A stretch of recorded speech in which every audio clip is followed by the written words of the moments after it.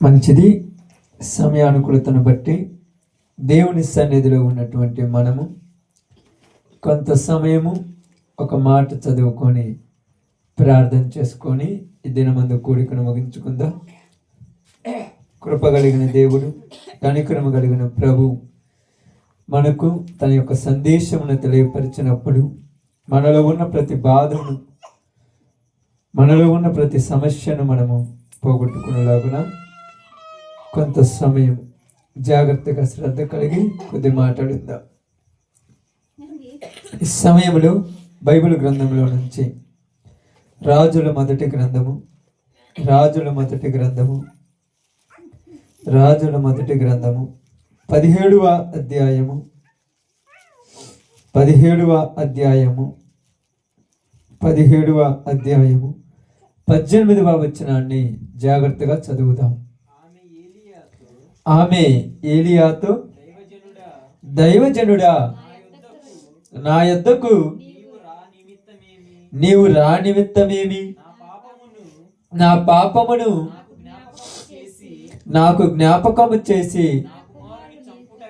నా కుమారుని చంపుటకై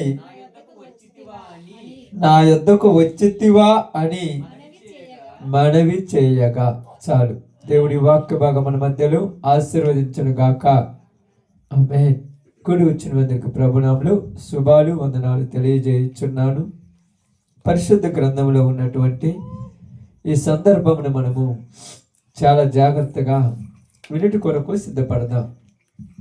కృప కలిగిన దేవుడు, కనికరము కలిగిన ప్రభు, ఆయన యొక్క ఉద్దేశములు ఎన్ని ఉన్నప్పటికీ, ఆయన యొక్క చిత్తము ఏదైనప్పటికీ మన జీవితాలలో ఫలభరితముగా మార్చి పరలోక రాజ్యము కొరకు మనల్ని నిలబెట్టాలనేది తన యొక్క ఆకాంక్ష అయి ఉన్నది, తన కోరిక అయి ఉన్నది. కాబట్టి ఇక్కడ మనం చూసినప్పుడు, ఈ సందర్భాన్ని మనం ఆలోచించినప్పుడు, ఏలియా ఇశ్రాయేలు ప్రజలు వారి యొక్క పరిస్థితులను బట్టి, వారున్నటువంటి ఆ ప్రాంతంలో వారు చేసినటువంటి ప్రతి అపరాధముల కొరకై దేవుడు ఏలియాను లేవనెత్తి, నీ వెళ్ళి ఆహాబుతోనూ ఆ ప్రజలతోని ఈ మాట చెప్పుమన్నాడు. ఆయన వెళ్ళి ఇశ్రాయేలు ప్రజలతోనూ ఆహాబుతోనూ ఒక మాట చెప్తున్నాడు. ఏమని చెప్తున్నాడంటే, ఇదిగో ఇక 3 సంవత్సరములు ఈ దేశములో మంచైనను వర్షమైనను పడదని వారికి చెప్పాడు. ఎందుకు పడదంటే, మీరు చేసిన పాపములు దేవుని దృష్టికి వెళ్ళిపోయినాయి.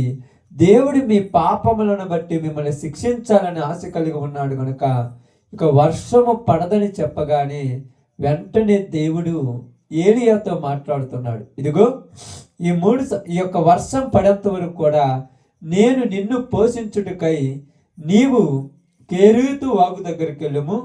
అక్కడికి నీకు కాకులు రొట్టెను మాంసమును తీసుకువస్తాయని చెప్పాడు. బాగా వినాడు. అక్కడ ఆ కేరీతు వాగులో నీళ్ళు అయిపోయిన తర్వాత ఇప్పుడు ఏలియా మాట్లాడుతున్నాడు. ఏమంటున్నాడంటే, ప్రభువా, ఈ వాగులో నీళ్ళు అయిపోయాయి, ఇప్పుడు నేను ఎక్కడికి వెళ్ళాలి? నన్ను ఎక్కడికి పంపిస్తావని అన్నప్పుడు అక్కడ రాయబడినటువంటి మాట మనం చూసినప్పుడు అక్కడ ఏమని ఉంటుందంటే, ఇదిగో నిన్ను పోషించుటకై సారేపాత్ అనేటువంటి ఊరిలో ఒక విధవరాలు నేను నియమించి ఉన్నాను, నీవు ఆమె దగ్గరికి వెళ్ళుము, ఆమె నిన్ను పోషించును అని రాయబడి ఉన్నది. కాబట్టి ఆ ప్రాంతం నుంచి ఆయన అక్కడికి వెళ్ళేటప్పుడు, సారేపాతు దగ్గరికి వెళ్ళినప్పుడు అక్కడ ఉన్నటువంటి ఒక విధవరాలు ఆ ప్రాంతంలోనికి ఊరి వెలుపలికి కట్టె పుల్లలు ఏరుకోవడానికి వస్తుంది. కట్టెలు ఏరుకోవడానికి వచ్చింది. ఆమె కట్టెలు ఏరుకోవడానికి వచ్చినప్పుడు ఏలియా ఆమెను చూసి, అమ్మా ఇదిగో చూడండి, అమ్మాట చదువుదాం.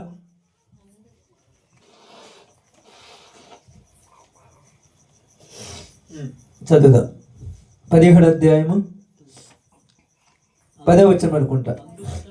అందుకతడు లేచి సారేపతునకు పోయి పట్టణపు గౌని యొద్దకు రాగా ఒక విధవరాలు అచ్చట కట్టెలు ఏరుచుండడం చూచి ఆమెను పిలిచి, త్రాగుటకై పాత్రలో కొంచెం నీళ్లు నాకు తీసుకురమ్మని వేడుకొనెను. ఆమె నీళ్లు తేబోచుండగా అతడు ఆమెను మరలా పిలిచి, నాకొక రొట్టె ముక్కను నీ చేత తీసుకొని రమ్మని చెప్పాను. ఇప్పుడు ఆమె కట్టెపుల్లలు ఏరుకోవటానికి అక్కడికి వచ్చినప్పుడు ఏలి ఆమెను పిలిచి అన్నాడు, అమ్మా, నాకు దాహముగా ఉన్నది, తాగటానికి వెళ్ళి కొంచెం నీళ్లు తీసుకొని రమ్మా అన్నాడు. వెంటనే ఆమె అడిగినాడు కాబట్టి నీళ్లు తేవటానికి తన ఇంటికి వెళుతూ ఉన్నప్పుడు వెళుతున్న ఆమెను పిలిచి, అమ్మా, నువ్వు వస్తూ వస్తూ కొంచెం రొట్టె ముక్కను కూడా తీసుకొని రమ్మన్నది. ఎందుకంటే ఇక్కడ మనం అర్థం చేసుకోవాల్సింది ఏంటంటే, ఏలియా ఈమెను అడగాలని దేవుడు ముందుగానే నిర్ణయించాడు.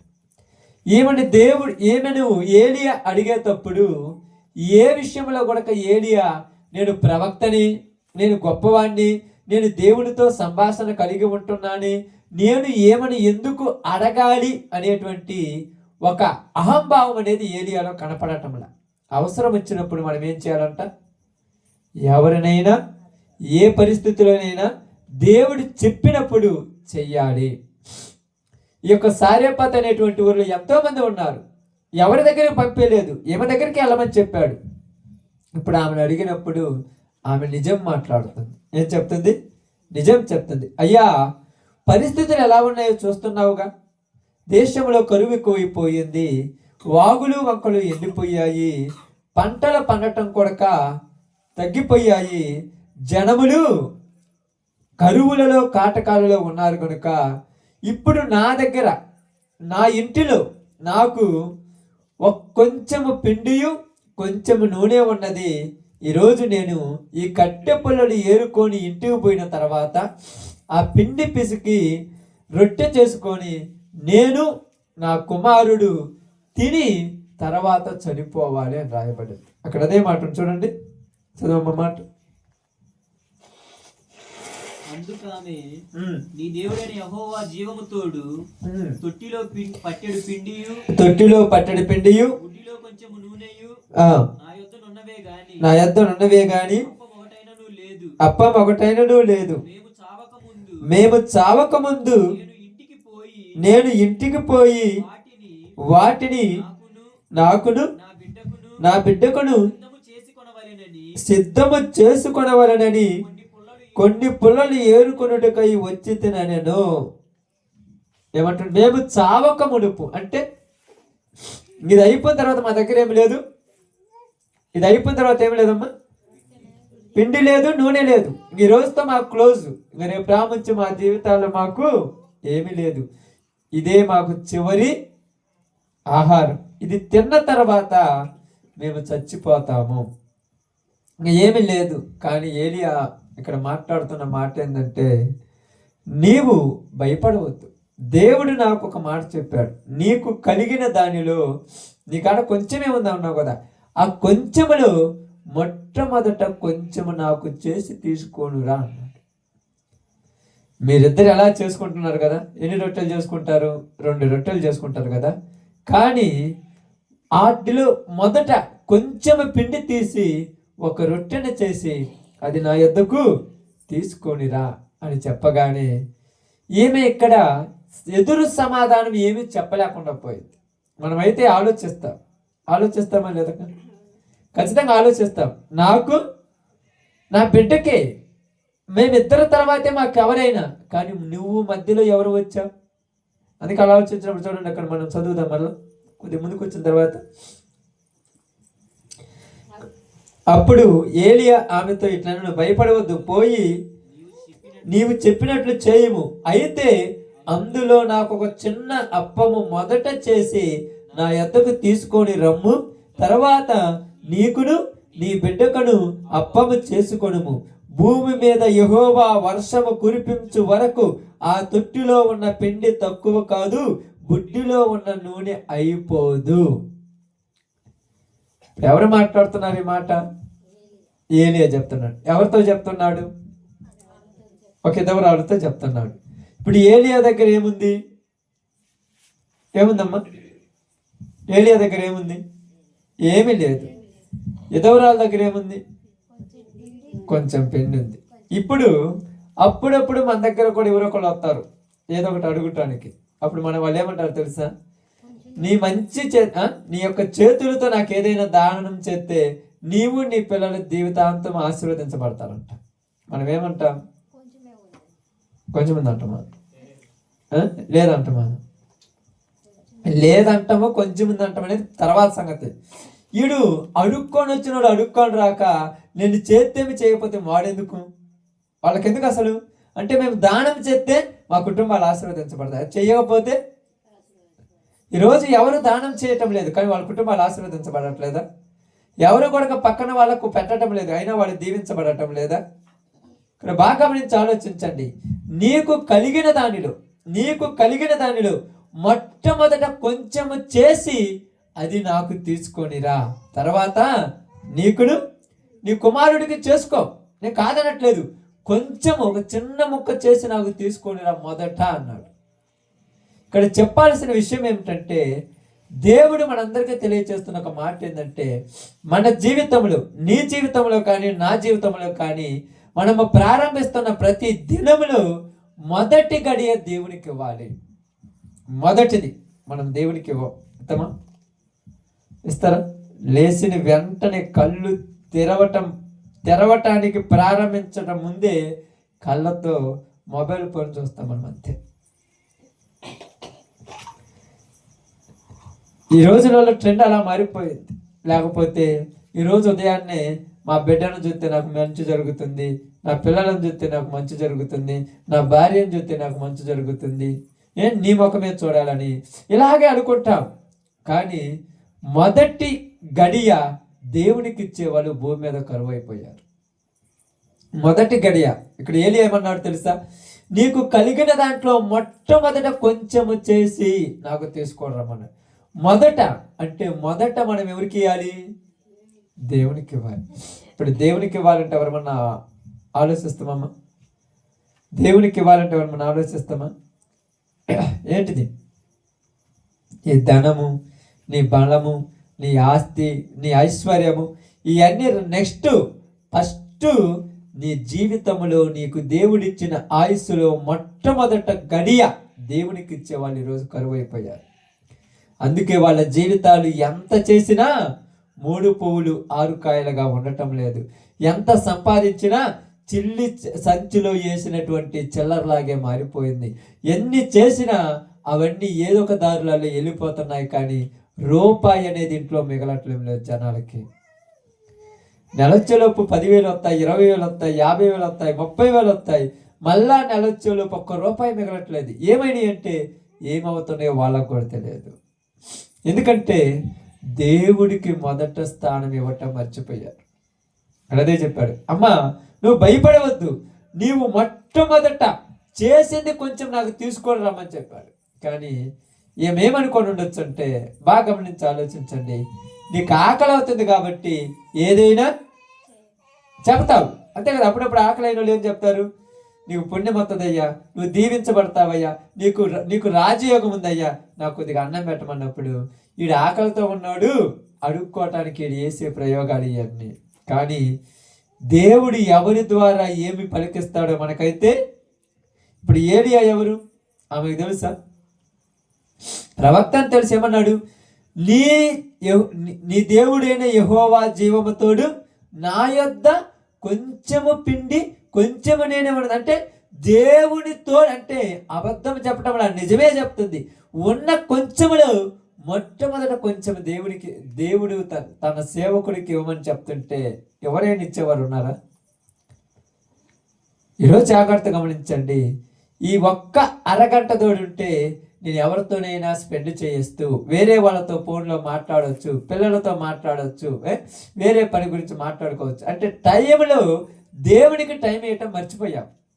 ఈరోజు ప్రజలు చూడండి, 1 గంట దొరికితే ఏదో ఒక పని చేయడానికి, ఏదో ఒక టైం పాస్ చేయడానికి, ఎవరో ఒకరితో సంభాషణ పెట్టుకోవడానికి ఉంటారు, కానీ దేవునికి ఆ సమయం ఇచ్చే వాళ్ళం కరువైపోయాం. అందుకనే నీ జీవితంలో నీ ఆయుస్సు నీకు తెలియకుండానే ఏమైపోతుంది, దినదినము తగ్గిపోతూ ఉన్నది. మనమేమనుకుంటామంటే దేవుడు ఏంది మమ్మల్ని దీవించడం లేదంటే, దేవుడు దీవించేవాడే, శపించేవాడు కాదు. దేవుడు ఆశీర్వదించేవాడే, పాడు చేసేవాడు కాదు. మరి ఎందుకంటే ఆశీర్వాదానికి అర్హత కలిగిన వారిగా మనుషులు జీవించటం మర్చిపోయారు. రోజు కావాలని చూడండి, ప్రతిరోజు ఇక్కడికి బావగారు ఇక్కడికి వస్తుంటాడు, లేకపోతే ప్రసాద్ వస్తే ఆ మోటర్ వేసి ఈ చెట్లన్నిటికీ నీళ్లు రోజు పడుతుంటారు. ఉదయాన్నే సాయంకాలం పడుతూ ఉంటారు, 2 రోజులకు ఒకసారి పడుతుంటారు. అలా నీళ్లు పడుతూ ఉన్నప్పుడు ఆ చెట్లు ఆ నీళ్ళని తీసుకోకపోతే ఆ చెట్లు ఏమైపోతాయి? నువ్వు ఎన్ని నీళ్లు పోసినా తీసుకోకపోతే అవి ఎండిపోతాయి. అలాగే దేవుడు ఎంతగా దీవిస్తున్నా మనము దీవెనను తీసుకోకపోతే ఏమవుతాం? ఎండిపోతాం. దీవెనను తీసుకోవాలి. దీవెనను తీసుకోవాలంటే ఏం చేయాలి? దీవెనను తీసుకోవాలంటే ఏం చేయాలి చెప్పండి? దీవెనను తీసుకోవాలంటే ఆయన చెప్పినట్టు నడుచుకోవాలి. అంతేనా కాదా? ఇప్పుడు ఎందుకు వీటన్నిటికీ నీళ్ళన్నీ పోతున్నారు పని బాట లేకుండా ఉంటే, అవి బాగా పెరిగితే ఏదైనా ఫలం మాకు ఇస్తాయి, ఏదైనా ఫలం ఇస్తాయి. ఫలం ఇవ్వకుండా ఎవరు నీళ్ళు పెరగొడకనే. దేవుడు కూడా ఎందుకు ఆశీర్వదిస్తున్నాడంటే ఈ ప్రజలకి, ఇదిగో వీళ్ళు నన్ను గుర్తించాలి, వీళ్ళు నా దగ్గరికి రావాలి, వీళ్ళ జీవితాలు మార్చుకోవాలని ఆశ కలిగి ఆయన ఆశీర్వదిస్తున్నాడు. అందుకని ఇక్కడ బాగా గమనించి ఆలోచిస్తే, అమ్మా నీకు కలిగిన దాంట్లో మొట్టమొదట కొంచెం తీసుకొని రమ్మనగానే ఆమె ఏదో ఒక విధంగా మాట్లాడటం మర్చిపోయి, అక్కడ చదువుదా చూడండి, ఆ తొట్టులో ఉన్న పిండి తక్కువ కాదు, బుడ్డిలో నూనె అయిపోదని వాళ్ళకి చెప్పాడు.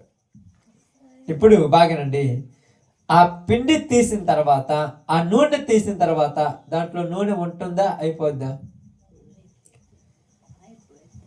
ఇప్పుడు మీ దగ్గర 10 రూపాయలు ఉన్నాయి అక్క, లేకపోతే 20 రూపాయలు ఉన్నాయి, మీ దగ్గర 100 రూపాయలు ఉన్నాయి.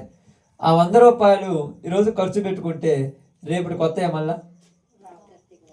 ఇప్పుడు మీరు కాబట్టి, వాక్యం కాబట్టి, దేవుడు తెలుసు కాబట్టి మళ్ళా వస్తుంది అంటారు. తెలుసు కాబట్టి వస్తుంది అంటారు. అసలు తెలియకుండా జరిగితే రావో వస్తే నీకు తెలియదు. కానీ ఇక్కడ అయిపోయింది అనుకోండి, ఏమవుద్ది?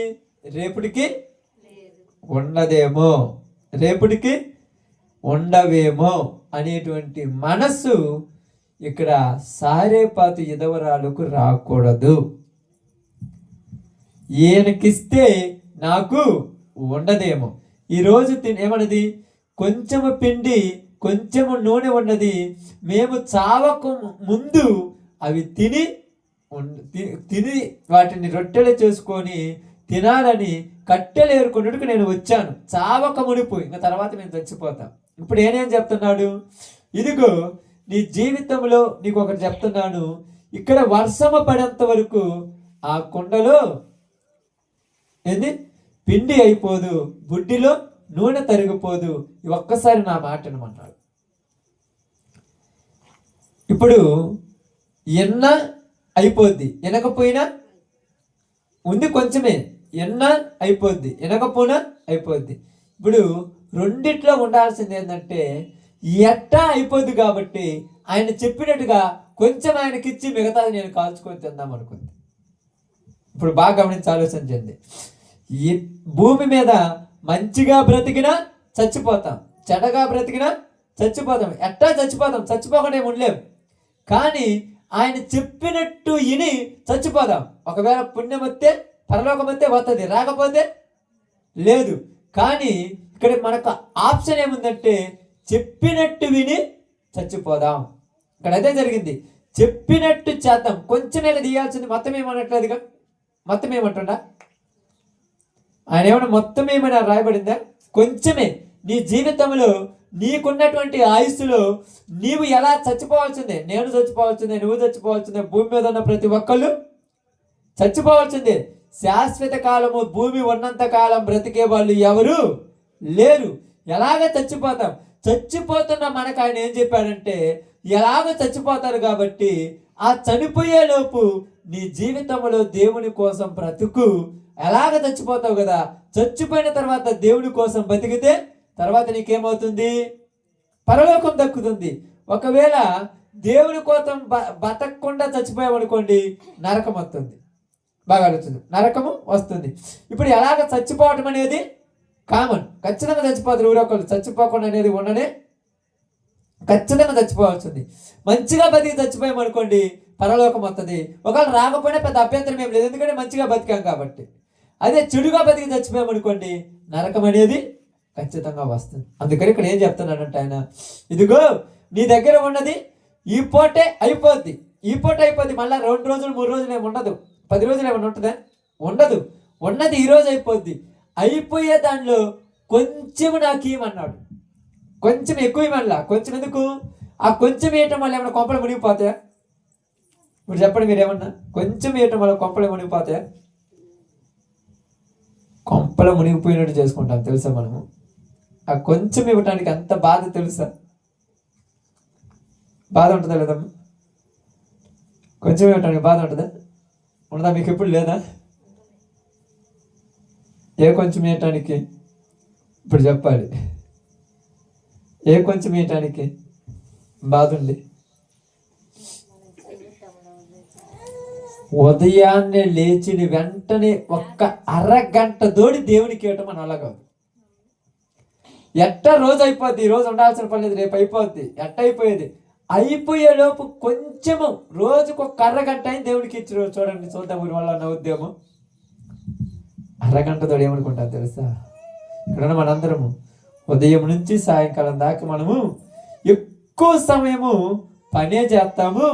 ఇంటికాడ ఉన్న 2 నిమిషాలైనా పిల్లలతోటో భార్యలతోటో భర్తతోటో పిల్లలతోటో టైం పాస్ చేద్దాం అనుకుంటాం, కానీ దేవుడితో ఉండామని ఎవరికి తెలియదు. ఆలోచిస్తాను. ఒక 2 నిమిషాలు, ఒక అరగంట, ఎక్కువ తోడు కూడా కాదు, రోజుకు ఒక అరగంట దేవునికి కేటాయిస్తున్నామా? లేచి ఒక 5 నిమిషాలు 10 నిమిషాలు ప్రార్థన చేసుకొని, ఒక 5 నిమిషాలు ఒక 10 నిమిషాలు బైబిల్ చదువుకొని, మరలా ఒక 2 నిమిషాలు ఒక 5 నిమిషాలు ప్రార్థన చేసుకొని టయాన్ని అయిపించి మన పనిని మనం ప్రారంభించాలని ఎవరైనా ఉన్నామా? అలా ప్రారంభించాలంటే మనకేం కావాలంటే, ఏం కావాలి చెప్పండి? మాట మీద నమ్మకం కావాలి. దేవుడు చెప్పిన మాట మీద నమ్మకం. ఇప్పుడు ఏమేమనుకుని తెలుసా? ఆయనకు పెట్టిన కొంపల మునిగిపోయింది ఏమి లేదు, పెట్టకపోయినా కొంపల మునిగిపోయింది ఏమి లేదు. పెడితే మంచి జరుగుతుంది అన్నాడుగా. ఏమన్నాడు? పెట్టితే మంచి జరుగుతున్నాడు. కొంచెం పెడదాం, మన సొమ్మేం పోదుగా. ఇప్పుడు పావు కేజీ పిండి ఉంది. పావు కేజీ పిండి 2 రొట్టెలు అవుతాయి. ఆ పావు కేజీ పిండిని ఒక చిన్న రొట్టె చేసి 2 చిన్న చిన్న రొట్టెలు చేసుకుంటే కొంపలే మునిగిపోవుగా. ఆయన చెప్పినట్టుంటే కొంపలే మునిగిపోద్దా? ఏం మునిగిపోదు. కానీ ఇక్కడ జరగాల్సిన సిచ్యువేషన్ ఏంటంటే, ఆయన చెప్పినట్టు వినాలంటే మొట్టమొదట మన మనసులో ఏముండాలి? ఉన్న మనము లేని వాళ్ళకు ఇచ్చే స్వభావం ఉండాలి. లేని వాళ్ళకి నీకు ఉన్నదంతా ఇస్తారా? ఏమన్నా మీ దగ్గర ఉన్నదంతా ఏమన్నా ఇస్తారా? ఉన్న దాంట్లో కొంచెమే కదా. ఈరోజు ప్రతి మనుషుడు గమనించవలసింది ఏంటంటే, దేవుడు మనుషునికి చెప్పిన మంచి పద్ధతి ఏంటంటే, నీకు కలిగిన దానిలో కొంచెం లేని వాడికి పెట్టు అన్నాడు. నీకు కలిగిన దానిలో, నీకు కలగని దానిలో నుంచి పెట్టమంటాడు. నీ దగ్గర లేని ఊరు పెట్టమంటాడు. కొంచెం లేని వాడికి పెట్టమంటే మనమేం చేస్తామంటే, ఆ కొంచెం వాడికి పెట్టడానికి దానికి కూడా లెక్కలు కడతాము. 100 రూపాయలు ఉంటే 2 రూపాయలే కదా వాడికి ఇచ్చేది. ఈ 2 రూపాయలు 4 రోజులు అయితే 4 2 8 లేదా 100 రోజులు అయితే 200 మిగులుతాయి కదా. ఈ లెక్కలు కడతాం. ఆ 200 మిగిలిచ్చేదాకా నువ్వు ఉంటావో నీకు తెలియదు. దాని విలువ చాలా జాగ్రత్తగా గమనించండి. ఉన్న దానిలో కొంచెం పెట్టమన్నాడు. ఎందుకు కొంచెం పెట్టమన్నాడంటే, కొంచెం పెడితే తర్వాత నీ కుటుంబం ఎంత ఆశీర్వదించబడుతుందో నువ్వు తెలుసుకోవాలి. ఈరోజు అది కొంచెం పెడితే వెంటనే ఆమె ఏం చేసింది తెలుసా? తన దగ్గర ఉన్నటువంటి ఆ పిండిని కలిపి రొట్టెలు చేసే ముందు చిన్న రొట్టె ఒకటి చేసింది. పెద్ద రొట్టె చేయలా. పెద్ద రొట్టె చేసేంత మనసు ఏమి ఉండదు ఊరికాడ, చిన్నదే చేసేది. ఎందుకు ఇది ఊరికి? అడిగిన వాడికి ఆయన అడగండి నీళ్ళు తెమ్మని, ఆయనకి చిన్నది ఎట్టా అడిగాడు కాబట్టి, ఉంది కాబట్టి కొంచెం చేసేద్దాము, మిగతాది నేను నా కుమారుడు కాల్చుకొని తిందామని చిన్న రొట్టె ఒకటి చేసింది. ఆ రొట్టె చేసిన తర్వాత బాగానండి, ఆ రొట్టె చేసిన తర్వాత నీళ్లు తీసుకొని ఆయన దగ్గరికి వెళ్ళి ఆ రొట్టె నీళ్ళు ఇచ్చేసింది.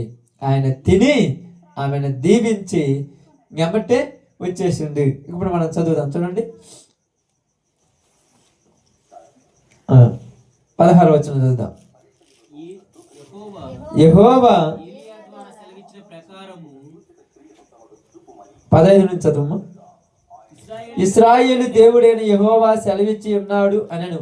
అంతటా ఆమె వెళ్ళి ఏలియా చెప్పిన మాట చొప్పున చేయగా అతడు ఆమెయు ఆమె ఇంటి వారును అనేక దినములు భోజనము చేయుచూ వచ్చిరి. అతడును ఆమెయు ఆమె ఇంటి వారును ఎవరెవరు ఉన్నారాడా? ఇప్పుడు చెప్పాలి, ఎవరెవరు ఉన్నారాడా? అర్థమైంది ఇప్పుడు చెప్పిందంతా? ఎవరెవరు ఉన్నారాడా? ఆమె, ఆమె కుమారుడు ఏలియా, వాళ్ళ ముగ్గురు అనేక దినముల భోజనము చేయించు వచ్చుచున్నారంట. ఇప్పుడు మనం చూసినప్పుడు బాగా గమనించి ఆలోచించండి. ఈరోజు అయిపోయింది.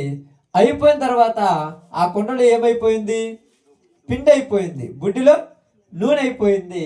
మళ్ళా మరుసటి రోజు వచ్చింది కదా, ఉదయాన్నే లేవగానే ఏం చేసిందంటే ఆమె మెదలకుండా కూర్చుంది.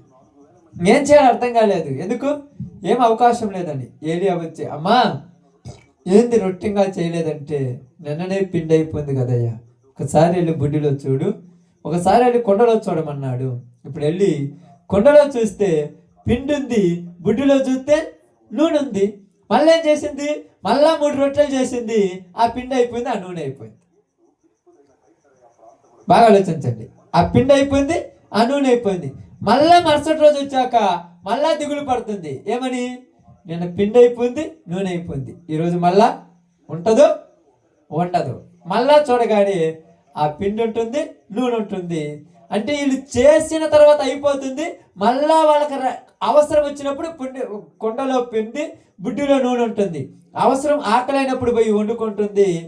ఆకలి తీరిన తర్వాత అది అయిపోయినట్టు ఉంటుంది. ఇలా ఉంటుండగా ఒకరోజు ఏలియా దగ్గరకు వచ్చిందమ్మ. అయ్యా, ఈ టెన్షన్తో బతకటం చాలా కష్టంగా ఉంది. ఏ టెన్షను? ఏం టెన్షన్ అది?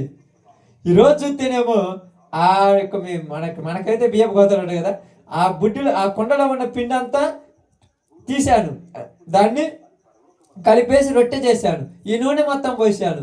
మళ్ళా రేపు పొద్దుడు దాకా నాకు ఏ టెన్షను? పిండి వస్తుందో రాదు. అంత టెన్షన్ చూడు. పొద్దుడు దాకా పిండి వస్తుందో రాదు. ఈ టెన్షన్ లేకుండా ఒకటి చెయ్యన్నది. ఏం చేయమన్నది? ఒక పని చెయ్యి. ఏంటి ఆ పని? మనకు వచ్చే డౌట్లు అయ్యే. ఏంటి చెప్పండి ఆ పని? టెన్షన్ లేకుండా మా కొద్దిమ్మా టెన్షన్ లేకుండా ఏం చేయాలి చెప్పండి? ఏడే దగ్గర పోయి అడుగుతుంది, అయ్యా నువ్వు చెప్పినట్టు బాగానే ఉంది, కానీ ఇప్పటికి 20 రోజుల నుంచి 40 రోజుల నుంచి జరుగుతుంది, కరెక్ట్గా జరుగుతుంది, నాకు రోజు రోజు టెన్షన్ పెరిగిపోతుంది. ఒక పని చేయమన్నది. ఏం పని చేయమన్నది చెప్పండి? మీకు తెలిస్తే ఆలోచించండి. ఏం పని చేయమని ఉంటారు? ఏం చేయమంటారు చెప్పమ్మా?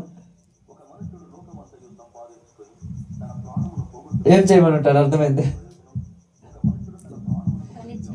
ఏం చేయమని పోయి అడిగి, అయ్యా ఈ 3 సంవత్సరాలకు అయిపోకుండా ఉండేంత పిండి, అయిపోకుండా ఉండేంత నూనె నా కళ్ళ ముందు కనపడుతుంటే నాకు టెన్షనే ఉండదయ్యా. అర్థమైందా? రోజు వత్తదో రాదో ఒక టెన్షన్ అయిపోయింది. ఇప్పుడు అదే కళ్ళ ముందు ఉంటే ఇంకా టెన్షన్ ఉంటుందా? ఇప్పుడు మనకు అదే కదా, రేపు పని ఉంటుందో ఉండదో, ఎల్లుండి పని ఉంటుందో ఉండదో, వచ్చే వారానికి ఈఎంఐలకు డబ్బులు ఉంటే ఉండవు, ఒకేసారి ఒక 50 లక్షలు వచ్చి అకౌంట్లో పడితే హ్యాపీగా ఉండదు కదా. ఒక 2-3 కోట్లు వచ్చి మన కాడు ఉంటే మనకు దిగులే ఉండదు, కాలు మీద కాలు వేసుకొని బతకొచ్చు అనుకుంటా. కానీ దేవుడు దీవిస్తే ఎలా ఉంటుందంటే, ప్రతి దినము నువ్వు ఎవరి మీద ఆధారపడాలి? ఆయన మీద ఆధారపడేటట్టు ఆయన దీవిస్తాడు. ప్రతి దినము ఈరోజు పిండి తీసుకుంది, నూనె తీసుకుంది, రొట్టె చేసుకుంది, తిన్నది, అయిపోయింది. మళ్ళా రేపు పొద్దున రావాలంటే ఎవరి మీద ఆధారపడాలి? దేవుడి మీద ఆధారపడాలి. అదే అది ఇంటిలో ఆ యొక్క నూనె పిండి ఉంటే దేవుని ప్రార్థన చేస్తుందా? ఏందమ్మా నాకేం అవసరం, హ్యాపీగా నూనె ఉంది, పిండి ఉంది, అవసరమైనప్పుడు వండుకొని తింటాను అంటుంది. కానీ ఇప్పుడు ఏం జరిగింది? నూనె పిండి ఎవరిస్తాడు? దేవుడే ఇస్తాడు. అందుకని దేవుడిని అడుగుతుంది, అయ్యా రేపు పొద్దున్న నాకు నా కుమారుడికి నూనె పిండి దయచేయి ప్రభువా. ఇచ్చాడు, ప్రార్థన చేసింది. మళ్ళా పొద్దు రోజులు వచ్చి ఏమంటుంది, అయ్యా ఈ రోజు కూడా నాకు నా కుమారుడికి నూనె పిండి దయచేయ. మళ్ళా ఇచ్చాడు. రోజు ఇలాగ జరిగిపోతున్నప్పుడు ఈమె దేవునితో సహవాసం పెంచుకుంటూ ఉన్నది. ఈరోజు దేవుడు మనకు చేసే కార్యాలు మనం రుచి చూడాలంటే దేవుని మీద ఆధారపడాలి. ఇప్పుడు మనం ఎవరి మీద ఆధారపడతాం? ఎవరి మీద ఆధారపడతారు చెప్పండి? మనుషుల మీద ఆధారపడతారు, అంతే కదా. మాకు పని లేదే, వీలేదే, వాళ్ళు లేదే, ఇక్కడ అంతా వాతావరణం అనుకూలంగా లేదే, పంటలు బాగా లేవే, అందుకే పనులు దొరకలేదే, వీళ్ళ మీద ఆధారపడుతున్నావు. నువ్వు దేవుని మీద ఆధారపడితే ఏ వైపు నుంచైనా నీ దగ్గరికి దేవుడు ఆహారం రప్పిస్తాడు. ఇలా కొన్ని రోజులు జరిగిన తర్వాత ఇప్పుడు ఏమేం చేస్తుంది? ఆహారం రావాలంటే ఏం చేయాలమ్మా? ప్రార్థన చేయాలి, అంతే కదా. ప్రార్థన చేయకుండా రాదు. ప్రార్థన చేయకపోతే ఆమెకు భయం ఏంది? రేపు కుండలో పిండి రాదేమో, బుడ్డిలో నూనె రాదేమో, అందుకని పిండి కోసం నూనె కోసమైనా ప్రార్థన చేస్తుంది. ఖచ్చితంగా అందుకోసం చేస్తుంది. రోజు ప్రార్థన చేస్తుంది, దేవునితో సహవాసం పెంచుకుంటుంది. ఇప్పుడు వెంటనే ఏలియాని తీసుకెళ్ళి, అయ్యా నువ్వు అక్కడిక్కడ ఎందుకు, నా ఇంటిలో మేడ మీద ఒక చిన్న రూమ్ వేస్తాను, అక్కడికి రమ్మంది. ఒక చిన్న రూమ్ వేసింది. ఆ రూములో ఒక చిన్న మంచం వేసింది. నువ్వు ఎక్కడ ఉండయ్యా, మేము ఇక్కడ కింద ఉంటాము, దేవుడు మనం ఈ యొక్క 3 సంవత్సరాల వరకు పోషిస్తాడన్నట్టుగా వాళ్ళ జీవితం అలా సాగుతూ ఉన్నప్పుడు ఇక్కడ ఒక చిన్న ట్విస్ట్ జరిగింది. అదే ఈరోజు మీకు నేను చెప్పాలనుకుంది. చూడండి, అక్కడ రాయబడిన మాట, తర్వాత చదువు. ఆమె ఏలియాతో, దైవజనుడా, నా యొద్దకు నీవు రా నిమిత్తమేమి? ఎన్నో వచ్చినము? 18 కాదు, 17 చదువు, 16 నుంచి చదువుదా. యెహోవా ఏలియా ద్వారా సెలవిచ్చిన ప్రకారము తొట్టిలో ఉన్న పిండి తక్కువ కాలేదు, బుడ్డిలో ఉన్న నూనె అయిపోలేదు. అటు తర్వాత ఆ ఇంటి యజమానురాలైన ఆమె కుమారుడు రోగి అయి ప్రాణము నిలవజాలనంత వ్యాధి గలవాడాయను. ఆమేన్. ఇది అస్సలు పాయింట్ ఇదే. ఇప్పుడు రోజు ఆమె ఎవరితో సహవాసం చేస్తుంది? ప్రతిరోజు ప్రార్థన చేస్తున్నట్టుగా ప్రతిరోజు ప్రార్థన చేస్తుంటే ఇప్పుడు ఆమె ఇంట్లో ఏమొచ్చింది?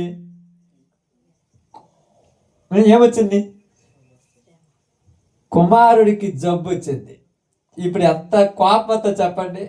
ఇంతకుముందే బాగుండదు మా బ్రతుకులన్నీ, ఈరోజు యెహోవాకు ప్రార్థన చేయటం వల్ల మా కుమారుడికి రోగం వచ్చింది.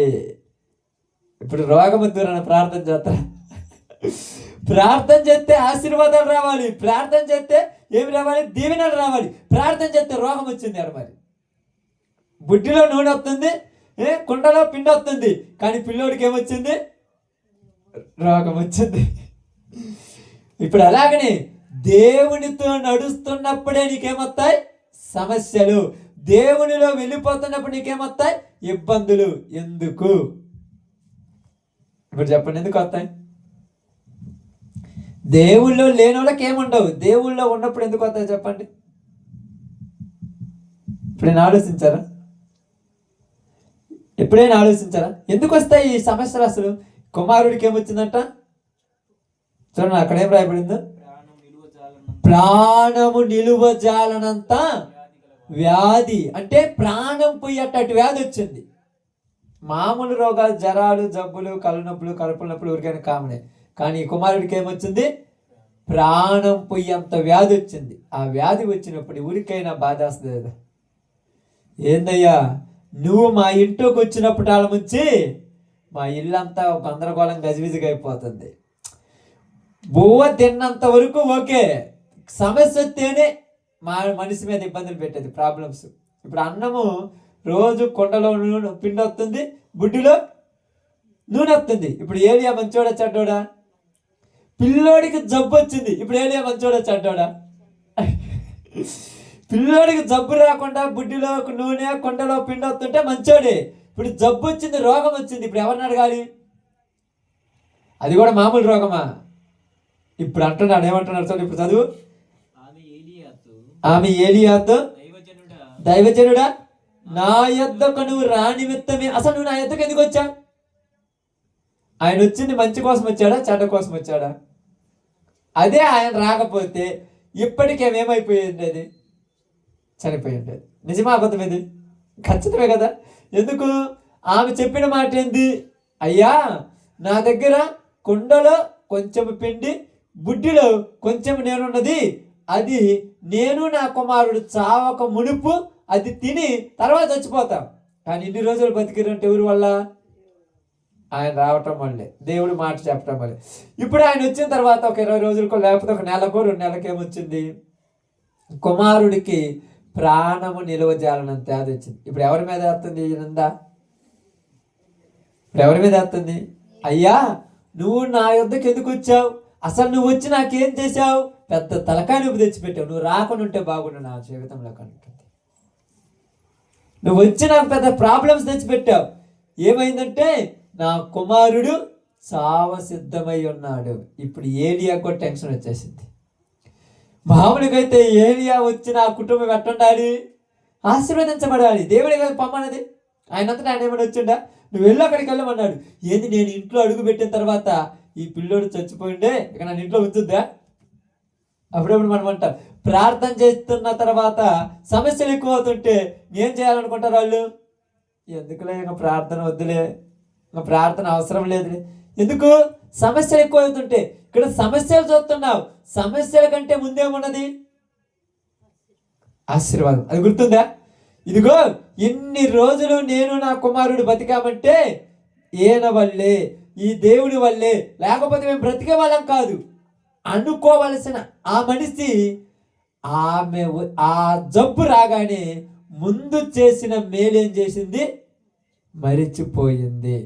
దేవుడు చేసిన మేలు మర్చిపోవటం మనకి చాలా ఈజీ. అలా మరిచిపోవటానికి అవకాశం ఏమిటి? ఇప్పుడు చెప్పాలి. మర్చిపోవడానికి కారణం ఏంటి? ఇప్పుడు ఆమె మర్చిపోవడానికి కారణం ఏందమ్మా? మర్చిపోవడానికి కారణం ఏందమ్మా? తెలుసా? ఇప్పుడు దాకా మనం చదువుకున్నది కదా. ఆ మర్చిపోవటానికి కారణం ఏంది? కుమారుడికి జబ్బు రావటం. అదే జబ్బు రాకపోతే అసలు మర్చిపోద్దా? ఈ జబ్బు రావటమే మర్చిపోవడానికి కారణం. ఈ జబ్బు తెప్పించింది ఎవరు? ఇప్పుడు చెప్పాలి. ఈ జబ్బు తెప్పించింది ఎవరు? దేవుడా? ఆమేన్. ఇటు వాళ్ళ దీవిస్తాడు, ఇటు వాళ్ళ జబ్బు కూడా తెచ్చేస్తాడా? ఇప్పుడు జబ్బు తెప్పించింది ఎవరు? మీకు బైబిల్ గుర్తు రావాలి. బైబిల్ గుర్తుంటే అన్నీ అర్థమవుతాయి. ఎవరు తెప్పించింది? అపవాది. ఆమేన్. తెలుసా తెలియదా? యోబు జీవితము ఆశీర్వాదాలతో పిల్లా పాపలతో వర్ధిల్లుచున్న కొలది, సంతోషముతో ఆనందముతో ఉన్న కొలది ఆ యోబు జీవితం మీదకి ఏం తెప్పించింది? జబ్బు. యోబుకి వచ్చింది కుష్టి వ్యాధి. అది జబ్బే. కుమారులు చచ్చిపోయారు, కుమార్తెలు చచ్చిపోయారు, భార్య విడిచిపెట్టిపోయింది, కుష్ఠరోగం వచ్చింది శరీరానికి. ఇప్పుడు జబ్బే. జబ్బు వచ్చినప్పుడు యోబు భార్య వచ్చి యోబుతో అంటుందో, అయ్యా, ఇంత దురవస్థలో ఉన్నావు, ఇంత స్థితిలో ఉన్నావు, నీ దేవుణ్ణి దూషించి చనిపోరాదా అన్నప్పుడు ఆయన ఏమన్నాడు తెలుసా? మూర్ఖురాలు మాట్లాడినట్టు మాట్లాడుతున్నావు. దేవుని చేత మేలు అనుభవిస్తున్నాము కానీ కీడు అనుభవింప తగదా. ఇది ఎందుకు వచ్చిందో అది మనకు తెలియదు. దేవుడే దీనికి పర్మిషన్ ఇచ్చాడు కానీ లేకపోతే మన దగ్గరికి రాదు. ఇప్పుడు నువ్వు దేవునితో బాగా కమ్యూనికేషన్లో ఉన్నావనుకో, సైతాను నీ మీద గురిపెట్టుద్ది. అది గుర్తుపెట్టుకోండి. ఎటు తిరగటానికి ప్రశాంతత ఉండదు, ఎక్కడ నీకు నెమ్మది ఉండదు, ఏముండదు. ఏంటి నీ తలకాయ నొప్పులు అంటే ఇప్పుడు ఏరియా ఎవరితో చెప్పుకోవాలి? ఇప్పుడు అంత పోయి ఏమన్నా మాట్లాడగలరా? ఏం కాదులమ్మా, దేవుడు దీవిస్తాడంట, మంచం బట్టి చచ్చిపోయిన ఇంకేం దీవిస్తాడు అని అంటదా? అంతే కదా. ఇప్పుడు ఏరియా కూడా తిక్కమక్క వచ్చేసింది, మైండ్ బ్లాక్ అయిపోయింది. అప్పుడప్పుడు అంటారు, ఏందయ్యా మాకే ఈ కష్టాలు వచ్చినాయా, మాకే ఈ బాధలా, మేము ఎంత బాగా ప్రార్థనలో ఉన్నాం చూడండి, ఎంత బాగా నమ్మకంగా విశ్వాసంలో ఉన్నాం, ఎంత మంచిగా దేవుళ్ళో ముందుకు సాగుతున్నాం, మరి మాకే వచ్చింది ఎందుకు పాస్టర్ గారు అంటే, నువ్వు ఎవరితో సహవాసంతో ఉన్నావు? ఎవరితో సహవాసంలో ఉన్నావు? నువ్వు దేవునితో సహవాసంతో ఉన్నావు. అప్పుడు నీ శత్రువు నీ మీద గురిపెట్టాడు. అది గుర్తుపెట్టుకోవాలి. నువ్వు దేవునితో సహవాసంతో ఉన్నప్పుడు దెయ్యం నీ మీద గురిపెట్టుద్ది. దేనికి? దేనికి చెప్పండి? దేనికి పెట్టుద్దమ్మా? ఇప్పుడు ఏమన మీద దెయ్యం ఎందుకు గురిపెట్టింది చెప్పండి, మీకు తెలిస్తే త్వరగా ముగించుకుందా. దేనికి పెట్టుంటుంది? దేవునికి దేనికోసం గురి పెట్టిందంటే దేవుని నుంచి విడిపించి తన పక్క రప్పించుకోవటానికి. ఎలా వస్తాడు తన పక్క? వత్తడా? ఇప్పుడు చెప్పండి, వస్తుందా రా తన పక్కకి? ఎలా వస్తుంది? ప్రార్థన ప్రార్థన ప్రార్థన. ఏలి అన్నీ చుట్టూ పెట్టుకుంటే అన్ని తలకాయ నొప్పులు వచ్చినాయి, మా ప్రార్థన లేదు ఏం లేదు పో అని చెప్పేసి మళ్ళా లోకంలో కలిపోద్ది. ఇప్పుడు అదే జరుగుతున్నది చాలా మంది జీవితాలలో. సమస్య రానంత వరకు ఆశీర్వాదాలే, సమస్య వచ్చిన తర్వాత ఏమంటారంటే ఈ ప్రార్థన వద్దు ఏమొద్దు. ఈ ప్రార్థన అనేది ప్రారంభించిన మన కుటుంబంలో సమస్యలే, ఈ ప్రార్థన అనేది ప్రారంభించిన మన తలకాయ నొప్పులే, ఈ ప్రార్థన అనేది ప్రారంభించిన మనకి ఇబ్బందులే. ఇది లేనప్పుడే బాగున్నాం. ఇప్పుడు అదే ప్రతి వానికి అదే. ఇక్కడ అదే చెప్తున్నాడు. ఏలియా దేవుడి దగ్గరికి వెళ్ళి మాట్లాడుతున్నాడు, ప్రభువా ఎందుకు అసలు ఈమెకి ఇలా చేశావు, ఎందుకు చేశావు? ఈమె దగ్గర నాకు తలెత్తుకోకుండా పోయింది. తలెత్తుకోలేకపోతున్నాడు ఈమె దగ్గర. ఎందుకు? ఆమె నాకు మేలు చేస్తే నువ్వు ఆమెకేం చేశావు? కీడు చేశావు. ఆమేన్. ఆమె నాకు మేలు చేసింది, నువ్వు చెప్తాను కదా ఇంటికి వచ్చింది. ఇప్పుడు ఆమె ఏమంటుంది? అసలు ఎందుకు నా ఇంటికి వచ్చావు నువ్వు? అసలు ఊరు రమ్మన్నా నిన్ను? నువ్వు వచ్చాక నా కొడుకు చచ్చిపోయాడు బంగారంలో అంటాడు. అంటే ఆయన రాకపోతే చచ్చిపోడా? ఆయన రాకపోతే ఇద్దరు చచ్చిపోయేవాళ్ళు. అది గుర్తుపెట్టుకోవాలి ఇక్కడ. ఆయన రాకపోతే ఇద్దరు చచ్చిపోయారు పోలేక. ఇప్పుడు కడుపు నిండిన తర్వాత ఏం మాట్లాడుతుంది? కడుపు నిండిన మాటలు మాట్లాడుతుంది అమ్మ. ఇప్పుడు వెంటనే అమ్మా నీ కుమారుడు నా చేతికి ఏమన్నాడు. చూడండి అక్కడ చదివిన మాట త్వరగా చదువుదా. అతడు నీ బిడ్డను నా చేతికి కిమ్మని చెప్పి ఆమె కవుల్లో నుండి వాడిని తీసుకొని తానున్న పై అంతస్తు గదిలోనికి పోయి తన మంచం మీద వాడిని పరుండబెట్టి, యెహోవా నా దేవా, నన్ను చేర్చుకొని ఇదవరాలు కుమారుణ్ణి చంపునంతగా ఆమె మీదికి కీడు రాజేసితివా అని యెహోవాకు మొరపెట్టి. ఎవరితో మాట్లాడుతున్నాడు ఇప్పుడు? దేవుడితో మాట్లాడుతున్నాడు. ఏమ ఏలియాతో ఏం చెప్పింది?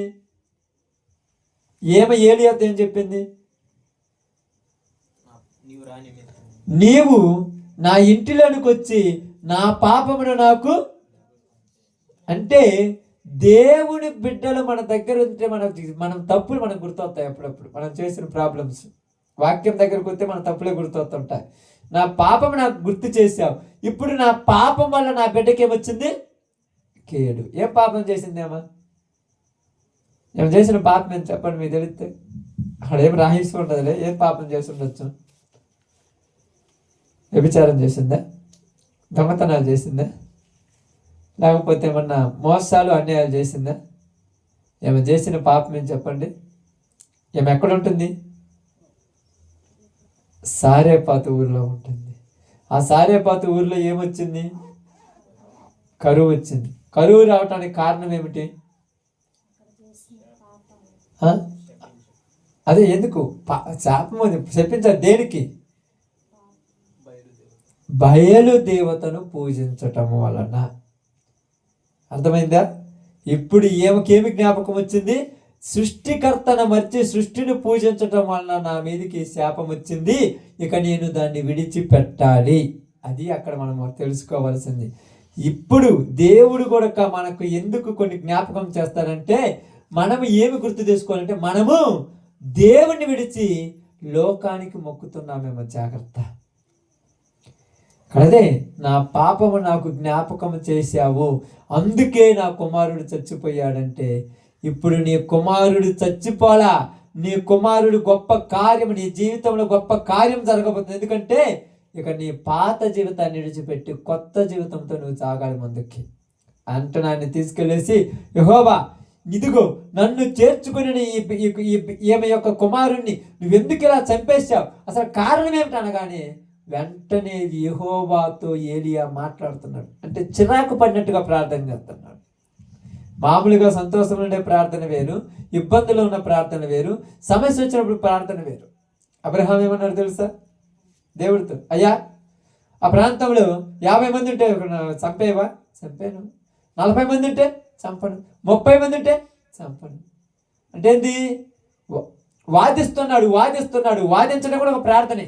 ఎందుకు అసలు నాకు ఈ కుటుంబంలో సమస్య వచ్చింది, నాకు ఎందుకు ఈ ప్రాబ్లం వచ్చింది, ఎందుకు నేను ఈ చిక్కుల్లో పడిపోయినాను, ఎందుకు నేను ఇరకాటంలో పడిపోయినాను, ఎందుకు నా కుటుంబంలో ఈ సమస్య? నువ్వు దేవునితో మాట్లాడితే నీ సమస్యకు సమాధానం దేవుడికి ఇస్తాడు. ఈరోజు మనం అలా మాట్లాడుకోం. అలా జరగాలి కాబట్టి జరిగిందేమో. ఎందుకు జరుగుద్ది? అలా జరగాలని కాదు, జరగటానికి ఒక కారణము ఉన్నది. కారణము లేకుండా ఏమీ జరగదు. ఆ కారణము తెప్పించింది, ఆ కారణం పంపించింది ఎవరు? ఇక్కడ ఎవరు చెప్పండి? ఎవరు? అపవాది. ఆమేన్. ఇక్కడ అపవాది. ఈ జబ్బు రప్పించింది ఎవరు? అపవాది. జబ్బు రావటానికి పర్మిషన్ తీసుకుంది ఎవరి దగ్గర? దేవుడి దగ్గర పోయి, ఇదిగో ఆమె కొంచెము విశ్వాసం ఉందని పోయి ఇరవెగుతున్నావే, ఆ విశ్వాసం ఎందుకు ఒకసారి చూపిమంటావు అని అడిగింది. ఆ టైం లేదు, ఆమె చాలా విశ్వాసురాలు. నా ప్రవక్తను చేర్చుకున్నది, ప్రవక్తకు మిద్దె మీద ఒక ఇల్లు కట్టించింది. ఎంత మంచిదో! అవునా, ఒక్కసారి నా చేతికి అప్పగించి ఆ మంచిది అట్టాడితో చెప్తాను అన్నాడు. ఆమె చేతికి అప్పగించగానే ఆమెకి ఇష్టమైనది ఏంటిది?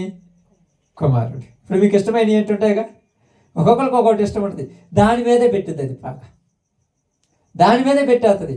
ఇష్టమైన దాని మీద పెట్టగాని ఇష్టం లేని దాని మీద పెడితే పెద్ద పడుచుకో, తెలుసా? ఇప్పుడు ఆమెకి ఇష్టమైనది ఏంటిది? కుమారుడి గట్టిగా ఏమైనా ఇష్టం ఉందా? ఆమెకు జబ్బు వచ్చినా పడుచుకోదు, కుమారుడి మీద ప్రాబ్లమ్స్ వచ్చాక పట్టించుకుంది. ఇప్పుడు ఇక్కడ అదే జరుగుతుంది. బాగా సిచ్యువేషన్ గమనించండి. మనకిష్టమైన దాని మీద ఏం కొట్టింది? అది దెబ్బ కొట్టింది. ఇప్పుడు మనకిష్టమైన దాని మీద దెబ్బ కొట్టడం వల్ల మనం ఎవరిని దూషిస్తున్నాం? దేవుణ్ణి దూషిస్తున్నాం. మనం దేవుణ్ణి దూషించటం వల్ల ఎవరు ఓడిపోయినట్టు? ఆమేన్. నీ మాట వినలేదు, చూసావా? సారే పెద్ద ఎదవరాలి, నా మాట ఎందుకు వినలేదు? చూడు, కావాలంటే ఏలియా ఏమంటుంది? అసలు ఎందుకు వచ్చావు నువ్వు నా ఇంటికి? నువ్వు రానప్పుడే నేను నా కుమారుడు బాగున్నామంటుంది. అంటే ఇప్పుడు నీవు వచ్చిన తర్వాత నా జీవితంలో ప్రాబ్లమ్స్ ఎందుకుంటా? అసలు ప్రాబ్లమ్స్ ఉండవు కదా. ప్రాబ్లమ్స్ తెప్పించింది ఎవరు? నీ విశ్వాసాన్ని పరీక్షించటానికి అపవాదికి అవకాశం ఇప్పించింది దేవుడే. కానీ నువ్వు నిలబడ్డావా? నిలబడిందేమా? చెప్పండి, నిలబడిందా? బాగా మేలు వరకు ఓకే. ఇక్కడ కొంచెం ప్రాబ్లం వచ్చినప్పుడు, వెంటనే సమస్యలు వచ్చినప్పుడే బయటపడేది మన బుద్ధులు. సమస్య లేనప్పుడు బయటపడతాయి. ఇక్కడ అదే అసలు నువ్వు ఎందుకు వచ్చావంటే ఏలియా కూడా మైండ్ బ్లాక్ అయిపోయింది. నన్నేనా లేకపోతే ఎవరైనా అంటుందా? ఎందుకు ఎంత బాగా చూసుకుని తెలుసా? అందరే చెప్పుకుంది, ఆయన అడుగు పెట్టినాక మా కొండలో పిండి అయిపోలేదు, బుడ్డిలో. ఇప్పుడు ఏమంటారు చుట్టుపక్కల వాళ్ళు? ఆయన అడుగు పెట్టినాకేనా నీ కొడుకు మంచాన పడింది, ఆయన అడుగు పెట్టబెట్టినా నీ ఇల్లు అట్టయిపోయింది. రోజు రోజుకి బలహీనతలు అయిపోయింది, సమస్యలు వచ్చి రోజు రోజుకి విశ్వాసం సన్నగలిపోయింది, అపవాదికి అవకాశం వచ్చేసింది, పాపాన్ని దరిదాపులోకి తెచ్చుకుంది. చివరికి ఎవరిని ఎదిరించింది? అన్నం పెట్టిన దేవుణ్ణి ఎదిరించింది. అన్నం పెట్టింది తెలుసా? కనపడని దేవుడు పెడితే కనిపించిన ఏలియా రావటం వల్ల కదా ఆమె కొండలో పిండి అయిపోలేదు, బుడ్డిలో నూనె అయిపోలేదు. అదే ఆయన లేకపోతే అయిపోయేది కదా, ఉన్నది అంతే కదా. కానీ ఇప్పుడు అంటుంది, నువ్వెందుకు వచ్చావంటుంది. అంతే. ఒక మనిషి కడుపులో బాధ కక్కటానికి టైం ఒక రోజు ఉంటుంది. మనమేమనుకుంటామంటే ఇదంతా అలా జరిగిపోతుంది. కాదు, నువ్వు విశ్వాసములో దేవునిలో బలంగా ముందుకు సాగుతుంటే నీ మీద వాడు ఒక కన్నేసి ఉంచుతాడు. అందుకే బైబిల్ గ్రంథంలో ఏమి రాయబడింది? నీతి నిమిత్తము ఆకలి దప్పులు గలవారు ధన్యులు, నా నిమిత్తము జనులు మిమ్మల్ని హింసించి దూషించినప్పుడు మీరు ధన్యులు. ఈరోజు సారేపతి ఇదవరాలకు వచ్చిన సమస్య ఈరోజు ప్రతి వారికి వస్తుంది. దేవునిలో కరెక్ట్గా ఉన్న వాళ్ళకి వస్తుంది. అప్పుడు మనం రెండిటి మధ్య ఇరక్కపోయి ఏది కరెక్టో ఏది తప్పు తెలుసుకోలేక పొరపడిపోతూ ఉంటాం. కారణం ఏంటంటే సమస్య విశ్వాసాన్ని మించి వచ్చింది. సమస్య ఏమైంది? విశ్వాసాన్ని మించి వచ్చింది. సమస్య ఏమో 10 కేజీలు, విశ్వాసం ఏమో 5 కేజీలు. ఇప్పుడు నీ విశ్వాసము సమస్యను జయించాలంటే నీ విశ్వాసం కూడా ఎంత ఉండాలి? 10 కేజీలు ఉంటే సమస్య ఏం కాదు. కానీ సమస్య ఎప్పుడు ఎక్కువ ఉంటుంది. ఇప్పుడు యోబుకు వచ్చిన సమస్య గొప్పదా, ఆశీర్వాదం గొప్పదా? సమస్య పెద్దదా, ఆశీర్వాదం పెద్దదా? చెప్పండి. 10 మంది పిల్లలు చచ్చిపోయారు, భార్య తిట్టెళ్ళిపోయింది, ఇంకా ఎవరు లేరు, ఉన్న ఆస్తి పోయింది, ఐశ్వర్యం పోయింది, సంపద పోయింది, అన్నీ పోయింది, ఒంటి నిండా కురుపులు వచ్చినాయి. చెలపెంకుతో ఆ గీరుకుంటూ ఆడ గూకొండోడిని ఎవరైనా ప్రేమిస్తారా? ఈరోజు నీ దగ్గర, నా దగ్గర, మన దగ్గర ఏదో ఒకటి ఉంది కాబట్టి మన చుట్టుపక్కల వాళ్ళు మన దగ్గరికి వస్తున్నారు. అప్పుడప్పుడు అంటారు పెద్దోళ్ళు, బెల్లం ఉంటేనే ఏగలు వచ్చేది, అంతే కదమ్మా. అది లేకపోతే ఎవరు రారు నీ దగ్గరకు. నువ్వు అనుకుంటున్నావేమో, ఇప్పుడు నా దగ్గర డబ్బు ఉంటేనే వస్తారు, బంగారం ఉంటేనే వస్తారు, ఐశ్వర్యం ఉంటేనే వస్తారు, బలం ఉంటేనే వస్తారు, ఆరోగ్యం ఉంటేనే వస్తారు, ఏదో ఒకటి ఉంటే వస్తారు. ఏమి లేకపోతే వస్తారు చూడు, వాళ్ళు నిజమైన వాళ్ళు. ఎవరు వస్తారు? ఏమి లేకపోతే ఎవరైనా వస్తారా? నిజంగా చెప్పండి, ఎవరైనా వస్తారా? నిన్నిటి చూసి ఇటు వెళ్ళిపోతారు. కానీ ఇక్కడ అదే జరిగింది. ఏమన్నారు తెలుసా? సారేపతి ఎదవరాలు, నువ్వు నా దగ్గరికి ఎందుకు వచ్చావంటే వెంటనే ఏలియా ఆ బిడ్డను లాక్కున్నాడు ఆమె దగ్గర నుంచి. ఇచ్చేయి అని పైకి వెళ్ళి దేవునితో మొరపెడుతున్నాడు. ఎందుకు ఇలా చేసావయ్యా? ఎందుకు ఇలా చేసావు? అసలు ఏం చేసిందని చేసావంటే వెంటనే దేవుడు ఏమన్నాడు తెలుసా? ఆమె పాపము ఆమెకు. అమ్మేన్. ఇదే జరగకపోతే జ్ఞాపకం అవుతుందా? ఈరోజు మనకు సమస్య వచ్చినప్పుడు మనకేం గుర్తు రావాలి? నేను ఈ విషయంలో తప్పు చేశాను, నేను ఈ విషయంలో పొరపాటు చేశాను, నేను ఇక్కడ కొంచెం తప్పిపోయాను, మళ్ళా నన్ను నేనేం చేసుకోవాలి? సరి చేసుకోవాలి. అంటే దీవెన ఏమన్నా ఆగిందమ్మా? పిల్లవాడు చచ్చిపోయిన దీవెన ఆగిందా? కుండలో పిండి అట్నే ఉంది, బుడ్డిలో నూనె వత్తనే ఉంది. కానీ నీకు నాకు మధ్య జరుగుతున్న ఒక సమస్య ఏంటంటే మన విశ్వాసానికి పరీక్షలు వస్తుంటాయి. జాగ్రత్త. అందుకనే నిజంగా ఈ లోకంలో చాలామందికి నేను చాలాసార్లు మాట్లాడుతూ చెప్తుంటాను, దేవుడి దగ్గరికి వచ్చిన తర్వాత ఆయన ఇచ్చిన దీవెన ఎన్నటికీ నువ్వు ఎక్కడ కూడా తలంచకుండా ఇస్తాడు. కానీ మనం ఏం చేయాలంట? ఆయన మాట చొప్పున చెయ్యాలి. ఆమె వెళ్ళి ఎవరి మాట చొప్పున చేసింది? ఏలియా మాట చొప్పున చేయగా 3.5 సంవత్సరము ఆమె కొండలో పిండైపోలేదు, బుడ్డిలో నూనె అయిపోలేదు. ఆ కుమారుడికి మరణకరమైన వ్యాధి వచ్చినా మరలా వ్యాధి నుంచి బయటపడి పాపాన్ని ఒప్పుకొని పశ్చాత్తాపడి నిత్య రాజ్యమునకు వారసురాలైపోయింది. ఈరోజు నీకు నాకు ఆ దీవెన ఆశీర్వాదం కావాలంటే దేవుడు చెప్పినట్టు చేయాలి. దేవుడితో సహవాసం కలుగుతుంటే ఖచ్చితంగా చెప్తున్నాను, మీరు ఎవరైనా సమస్యలు వచ్చాయనుకుంటున్నారు అనుకోండి, మీరు దేవునితో దగ్గర ఉన్నారు కాబట్టి మీ మీద పగబట్టాడు వాడు. మరి ఏం చేయాలి? పగబట్టినప్పుడు ఏం చేయాలి? జ్ఞానముతో నడుచుకోవాలి. అది చాలా కష్టం. ఈసారి దేవుడు అవకాశం ఇచ్చినప్పుడు దాని గురించి చెప్తాను. కాబట్టి ఈరోజు మీ అందరికీ, మనందరికీ, నాకు నీకు మనందరికీ దేవుడు చెప్పిన మాట ఏంటంటే, దేవుని మాట చొప్పున చేస్తే మన జీవితంలో ఏది పోగొట్టుకున్నామో మరలా దాన్ని తిరిగి పొందుకోగలం. ఈరోజు నువ్వు ఏది పోగొట్టుకున్నావో నీకు తెలుసు. ఏదేదో నీకు కొరువు అయిపోయి ఉంటుంది. దేవుడు నిన్ను నీవు బతికినంత కాలము నీకు ఏ కొదువు లేకుండా సమృద్ధికరమైన దీవెనలతో నిన్ను నింపి అనేకులలో నిన్ను గొప్పగా చేస్తాడు. అలా చెయ్యాలంటే సారేపతి ఎదవరాలులాగా ఆయన చెప్పిన మాట ప్రకారం మనం నడుచుకోవాలి. అలా నడుచుకోవడం ఎంత కష్టం అంటే తెలుసా? ఒక్కటిగా చెప్పాలంటే మనం చచ్చిపోతేనే మాట ప్రకారం నడుచుకుంటాం, లేకపోతే నడుచుకుంటామా? అలా నడుచుకొని దేవుని ఇష్టానుసారంగా నడిచి ఆయన దీవెనలు పొందుకుందాం. ఓకే, అందరం కూడా తల ఉంచినట్టయితే ప్రార్థన చేసుకుందాం. అందరము ప్రార్థన కొరకు సిద్ధపడదాం. అందరూ కూడా ప్రార్థన కొరకు సిద్ధపడండి.